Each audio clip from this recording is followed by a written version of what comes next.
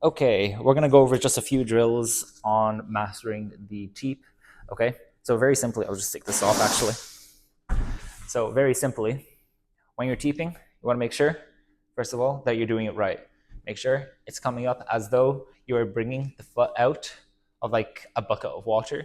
So you're like this, letting it drip off, and then you're swinging your arm back, okay? Making sure this is on that hand, okay?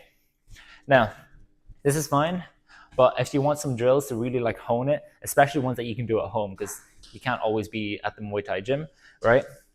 Find a wall that you can just like practice this on, okay? What you can do, just alternate, okay? All you're doing is making sure that the form is perfect, okay? Making sure that you're bringing it up and then out, and making sure as well that you're driving not all of your weight in, but about, I want to say 60, 70% of your weight in, okay?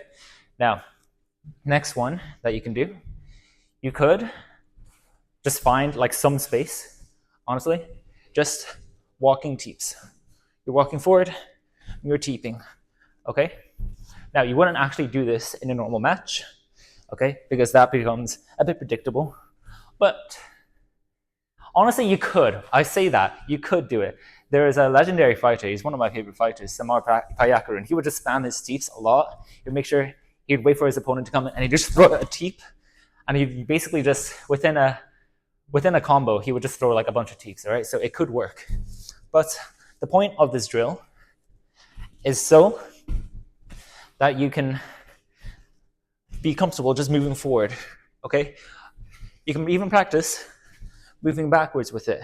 Practice throwing the lead teep as well. A lot of people, they love to throw the rear teep because it has more power, but also takes more time because it's coming from the rear, okay?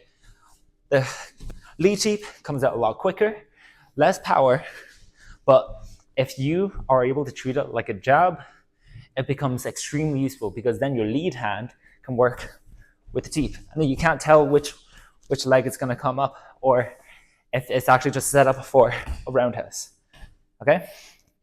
Now, last drill that you can kind of just do at home, if you have like a mirror in your bedroom or something, okay? This works really well. It's just shadow boxing, making sure that you're doing the teep right, but even more so, if you wanna use your phone camera, like that can work as well if you don't have a mirror, okay? But if you wanna make sure that you can like really hone it, throw in some teeps, they're not teeps, throw in some like fakes, okay? You wanna make sure that you're even doing it right, okay? Like, can you sell even to yourself? Does it look like I'm doing a teep to the opponent? If it doesn't look like that to you, it's not gonna look like that to whoever you're fighting, okay? So literally just fake it and then come in. Maybe throw in a roundhouse, then fake, then come with the teep, okay? Even just like practice just a leaping teep, okay? It's very, very useful to practice just teeps and shadow boxing because it's such a long weapon that if you miss it, it can leave you so exposed, all right? You wanna make sure that you're always clean, okay? As though you're actually fighting someone, all right? It's best to do this with a mirror, but you might not always have that, so you can use your phone, your phone camera, just analyze if you're doing it right or not, okay?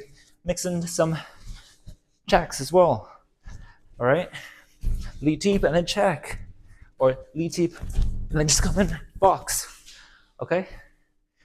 Those are some very simple drills that you can just do at home, but this is very, very useful, especially if you're kind of starting off, if you want to start to progress and just get a really explosive teep, you can do that. If you want like a really in-depth guide on how to get like a really explosive teep though, you can check the top link of the video. Hopefully this is helpful. Bye-bye.